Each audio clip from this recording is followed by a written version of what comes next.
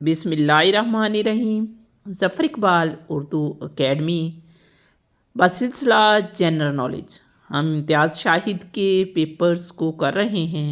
आज paper number 1 के सवाल नंबर 41 से 60 को देखा जाएगा कि उसमें क्या पूछा गया है और उसे उर्दू तर्जमे के साथ समझने की कोशिश भी की जाएगी। Question number 41, answer the following question on the correct usage of punctuation sign. यानी हमने बताना है कि पंक्चुएशन साइन या रमूज़े औकाफ का दुरुस्त इस्तेमाल क्या है। My house is much larger than, तो इसमें ऑप्शन सी यूअर्स आएगा बग़ैर कॉमा के, क्योंकि इसका मतलब होगा तुम्हारा। अगर हम कॉमा लगा देंगे तो वो आपका बन जाएगा। मेरा घर आपके या तुम्हारे घर से बड़ा है, तो योर्स या ऑप्शन सी दुरुस्त होगा।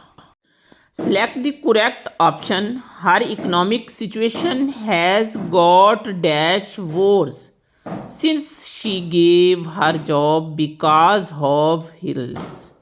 हालांकि उसने अपनी नौकरी जो है वो अपनी बीमारी की वजह से छोड़ी थी, फिर भी उसकी मुआशी हालत ख़राब हो गई। Has got even, option D even आएगा इसमें। Question number 43, implies in this department always close relations with each other. इस महकमे के मुलाजिम हमेशा तल्लक रखते हैं एक दूसरे के साथ। अच्छा, तो इसका ऑप्शन आएगा ए मेंटेन। चूँकि इम्प्लाइज आया है तो ये सिंगल नहीं है, सबके लिए इस्तेमाल हुआ है, इसलिए मेंटेन बरकरार रखना होगा। व्हाट टू ड्रिंक, टी और कॉफ़ी, तो इसके साथ ऑप्शन बी जो है वो एक्यूरेट इस्तेमाल करेगा। वुड यू लाइक, तो दुरुस्त ऑप्शन है B would you like. Correct the suitable option given below, यानी मुनासिब जो है ऑप्शन आपने चुनना है। I am very obliged to him, obliged, तो इधर आएगा मच ओब्लिज्ड, यानी बहुत ज़्यादा पाबंद हूँ। एंटोनाइम्स ऑफ एनोमिरस, इसका हमने एंटोनाइम्स या मुतज़ाद ढूंढना है, तो इसका मुतज़ाद है टाइनी। एनोमरस बहुत ह्यूज बहुत बड़ा, और टाइनी छोटा। नेक्स्ट क्वेश्चन है choose the word that is the most nearly similar to the meaning to the word, यानी हमने मुतरादब बताना है इम्पार्ट का। इम्पार्ट का मतलब होता है ले जाना, और कन्वे का मतलब भी होता है पहुंचाना या ले जाना, तो इसका मुतरादब ऑप्शन डी कन्वे होगा, इम्पार्ट कन्वे। क्वेश्चन नंबर 48 है कि आपने pick out a pair that has the same relationship, यानी एंटोनोमी है सेम रिलेशनशिप, आपने फाइंड करना है कैपिटल वर्ड का।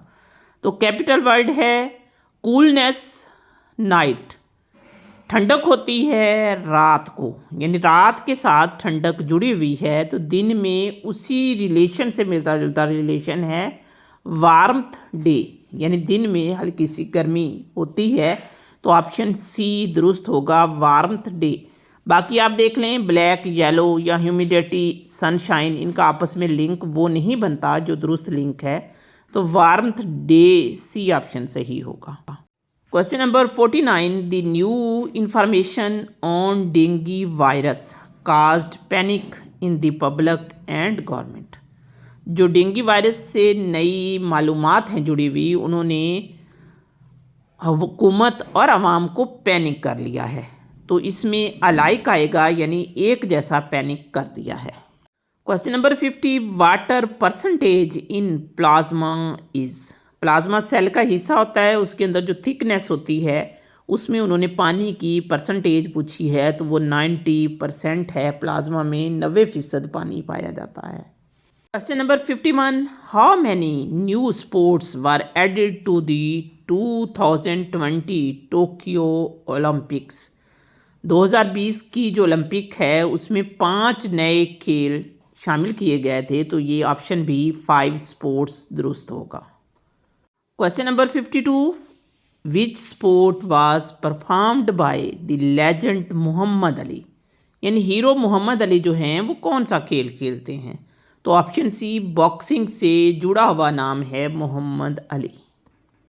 Question number 53 is the default location of the deleted file. यानी हमने किसी फाइल को डिलीट कर दिया तो वो कहाँ जाती है? डेस्कटॉप पे भी नहीं जाती, डाउनलोड्स फोल्डर में भी नहीं जाती, यूज़र फोल्डर में भी नहीं जाती। तो इसका जवाब है none of these. Delete file जाके स्टोर होती है रिसाइकल बिन में। Question number 54, a set of possible data value is called. Possible data value का सेट कहलाता है domain. Button is use to go to different slides. यानी वो button जिसके ज़रिए हम मुख्तलिफ स्लाइड्स तक जा सकते हैं क्या कहलाता है?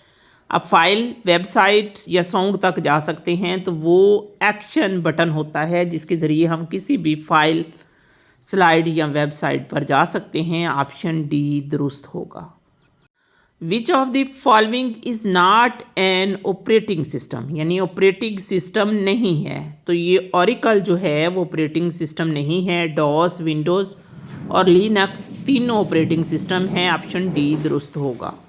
Question number 57, where as a computer mouse moves over the table surface the track ball is. Computer surface पे जो ट्रैक बॉल हरकत करती है वहाँ पे जो हरकत है वो क्या कहलाती है? तो वो स्टेशनरी हरकत है।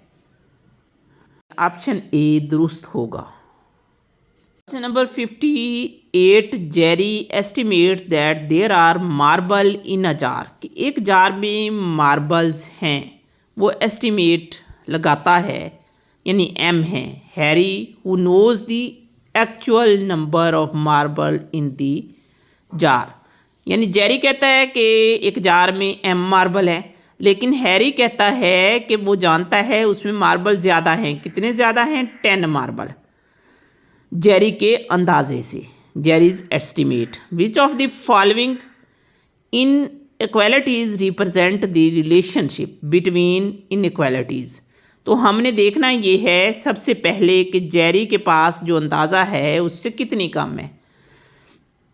जेरी के पास मार्बल जो उसका अंदाज़ा है एम है, लेकिन हैरी के अंदाजे के मुताबिक 10 कम हैं। तो हम क्या करेंगे कि m-10 लेस देन n क्या है? वो भी नंबर है और m भी नंबर है। यानी एक जेरी का अंदाज़ा है, एक हैरी का अंदाज़ा है। हैरी के मुताबिक 10 कम है और जेरी के मुताबिक 10 वो ज़्यादा बता रहा है। तो इक्वेशन सी दुरुस्त होगी, सॉरी इक्वेशन बी दुरुस्त होगी। m-10 और m+10, और इन दोनों को अटैच करने के लिए दरमियान में हम n और m को पुट करेंगे। m-10 less than n less than m+10। Next question है, how many pieces of 13.2 centimetre can be cut from a 330 centimetre long rod.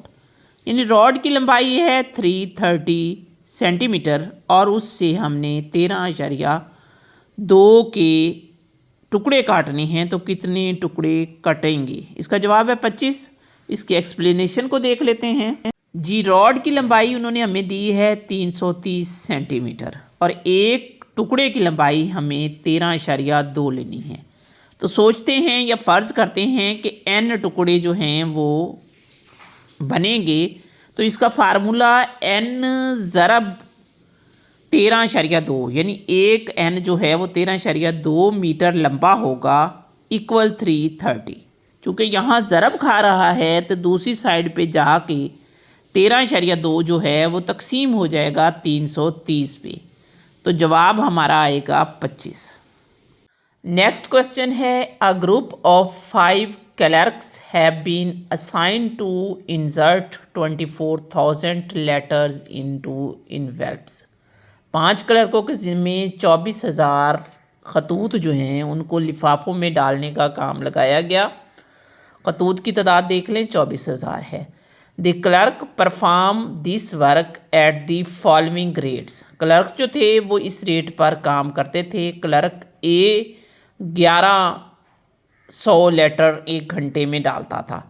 Clerk B 1450 letter एक घंटे में लिफाफों में डालता था। क्लर्क सी 1200 लेटर डालता था और क्लर्क डी 1300 लेटर डालता था एक घंटे में।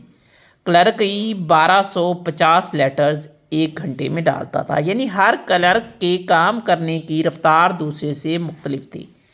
Eight the end of 2 hours of work, 2 घंटे काम करने के बाद clerk C and D are assign to another task. C और डी को काम से हटा दिया गया, उन्हें एक और काम दे दिया गया।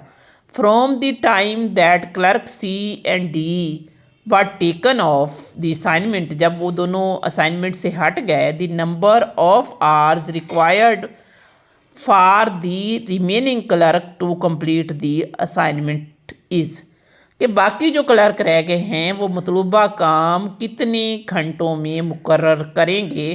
तो option be more than 2 hours but less than 4 hours दुरुस्त होगा। ये कैसे दुरुस्त होगा, इसको स्टेप में हल करके देखते हैं। पहला स्टेप ये होगा कि हमें हर क्लर्क जितना काम 2 घंटे में करता है वो निकालना है। तो क्लर्क ए 1100 लेटर 2 घंटे में करता है, तो 1100 को हम 2000 के साथ ज़रब करके 22,000 घंटे निकाल लेंगे। बी 1450 जब हम ज़रब करेंगे 2 के साथ तो 2900 बन जाएगा। सी 1200 2 के साथ ज़रब करेंगे तो वो 2400 हो जाएगा। डी 1300 वो 2600 बन जाएगा 2 से ज़रब देने से। ई 1250 2 से ज़रब देंगे तो वो 2500 बन जाएगा। अब टोटल लेटर जो वो 2 घंटों में लिफाफों में डाल सकते हैं, ये टोटल 2 घंटों के हर एक के गिनेंगे तो ये 13,600 लेटर 2 घंटों में वो लिफाफों में डाल सकते हैं। स्टेप 2 कि हम जो बाकी लेटर्स हैं उसको देखते हैं कितने बचते हैं। तो जो लेटर उन्होंने दिए थे वो 24,000 थे और जितने वो 2 घंटों में पैक कर सकते थे वो हमने 13,600 निकाला है। तो 24,000 में से 13,600 बाकी बचा, यानी 10,400, यानी 2 घंटे में 13,600 पैक हो गए और बाकी लेटर 10,400 बच गए। काम करने वाले भी 3 क्लर्क बचे हैं जिनकी रेशो हमने निकाली है 1100, 1450 और 1200। तो 1 घंटे में अगर ये काम करें तो तीनों को जमा करें तो वो 3800 लेटर पैक कर सकते हैं। जबकि रिमेनिंग लेटर जो हैं वो 10,400 हैं और 1 घंटे में वो 3,800 पैक कर सकते हैं। तो रिमेनिंग लेटर्स को हम जो लेटर रेट जो उनका रेट है उससे डिवाइड करेंगे तो उन्हें तकरीबन जो आंसर हमारा आएगा 2.74, यानी 2 घंटे से कुछ ज़्यादा टाइम लगाना पड़ेगा तब वो मुकम्मल काम कर सकेंगे।